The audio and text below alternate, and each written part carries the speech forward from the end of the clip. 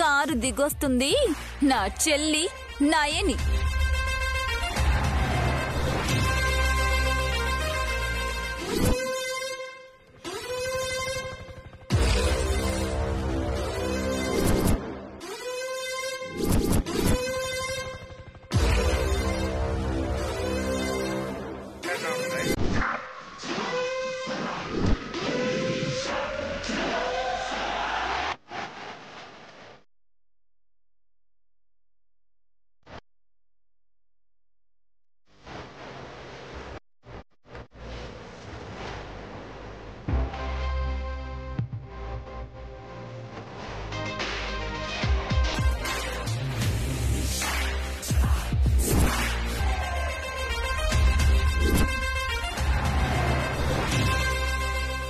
అక్క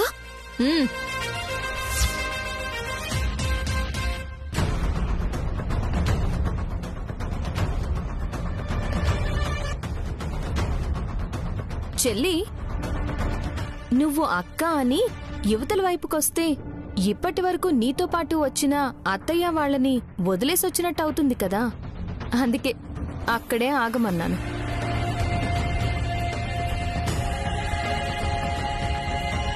నువ్వు మరీ ఇంతలా ఎదిగావనుకోలేదక్కా. ఎంత గొప్పగా ఉన్నావో తెలుసా? మరేమనుకుంటున్నావు? చెల్లి గానవి ఇండస్ట్రీస్ చైర్మన్. చైర్మన్ నేను కాదక్కా. మరి ఇంకెవరు? ₹1,00,00,000 కారులో వచ్చేస్తాంట చైర్మన్ గారు. అట్టు చూడండి.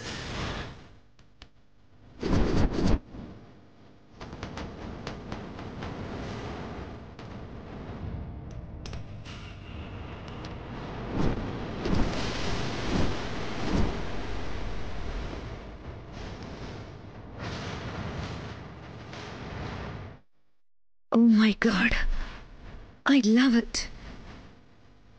ఈ కార్ కొనాలని నాకెప్పటి నుంచో డ్రీమ్ వల్లబా.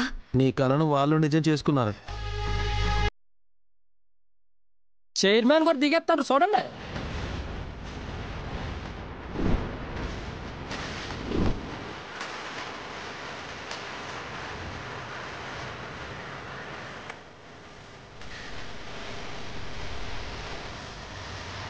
వీడా?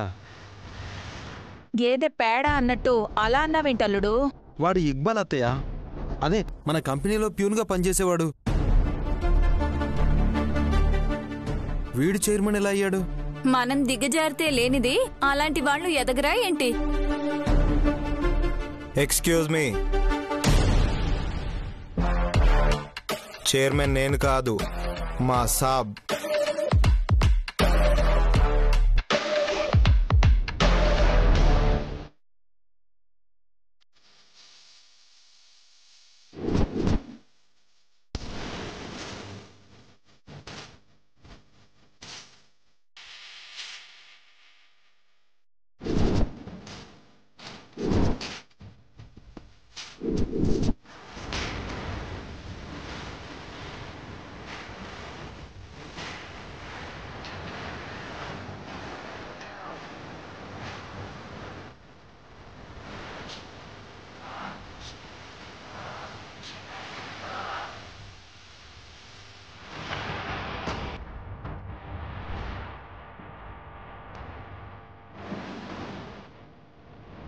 కష్టజీవి కాస్ట్లీ కార్లోంచి దిగొస్తుంటే ఎంత ఇన్స్పైరింగ్గా ఉంటుందో కదా.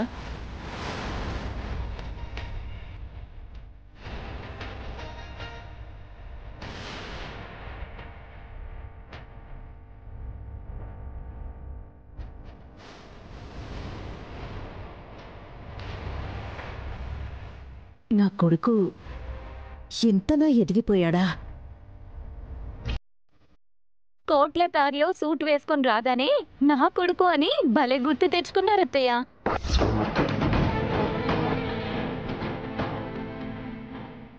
ఏంటి రోడ్డు మీద నేను చూపెట్టి మాట్లాడుతున్నావు? లేకపోతే మాకు కుర్చీలేసి కూల్ డ్రింక్లు ఇస్తారా అల్లుడు? అదృష్టం అనే మా చీటీ పొద్దున్నే చిరిగిపోయింది.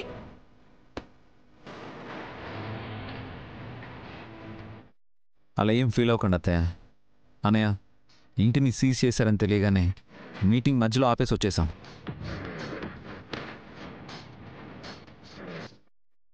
600 కోట్ల ప్రాజెక్టు. అడ్వాన్స్ 60 కోట్లు బ్యాంకులు వేస్తారు కూడా. అన్నేసి కోట్ల వచ్చే లాభాల్ని లెక్క పెట్టడానికి 4 ఎంప్లాయీస్ ఉన్నారు చెల్లి.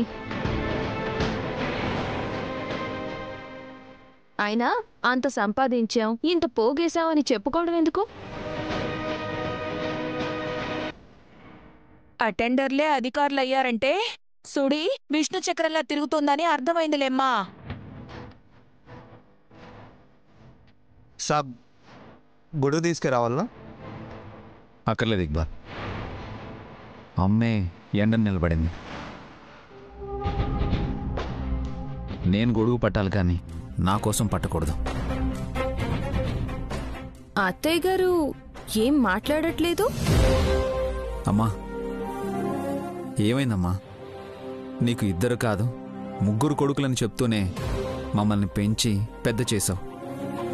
ఒక్క కొడుకు ఎదిగినా సంతోషమే కదా. వేల మందిలో ఉన్న బిడ్డ అమ్మ దగ్గరికి వెళ్తుందమ్మా. నేల మీద ఉన్న ఈ అమ్మ కోసం కొడుకొచ్చాడు. విల్లాకెళ్దాం పదమ్మా.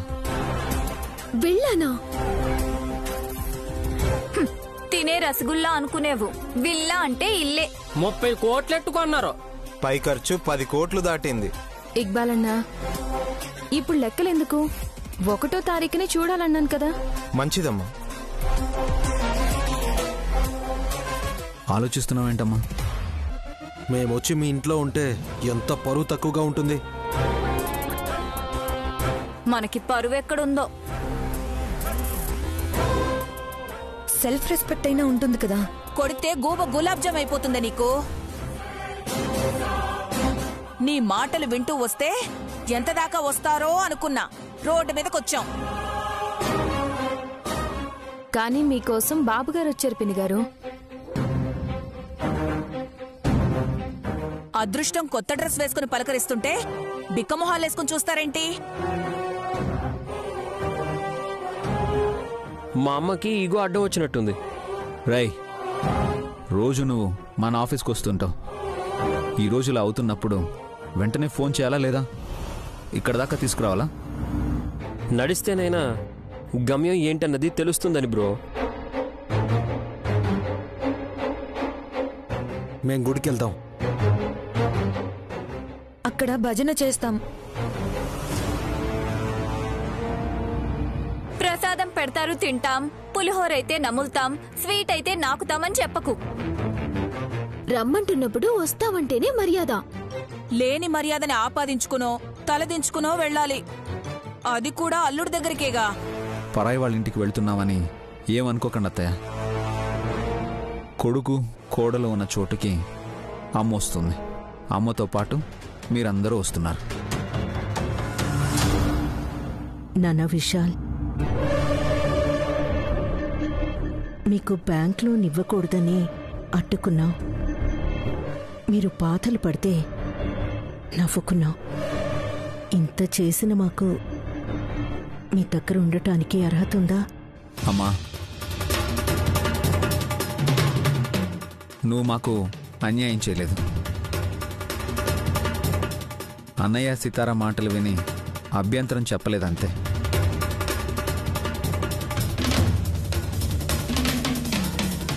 వీళ్ళకు కూడా కోపమే గాని ద్వేషం ఉంటుంది అనుకోను.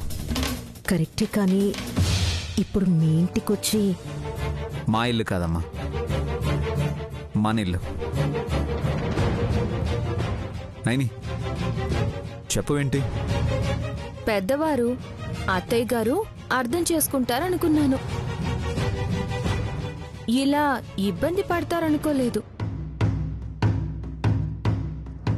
చూడండి అత్తయ్య, పెదబావ గారికి ఇందాకన్న ఈగో అడ్డు రావచ్చు గాని కడుపుతో ఉన్న నా చెల్లి హాసనక్క నాకు తోడికోడళ్ళు.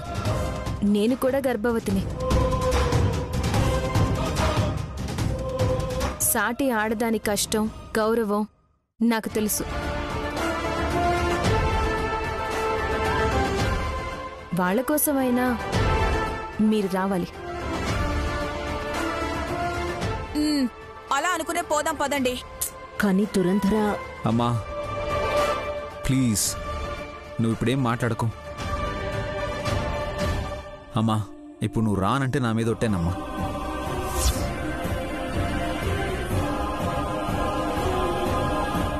అవసరం లేదు బాబుగారు, అత్తయ్య గారు వస్తారు. చెయ్యి నేను పట్టుకుని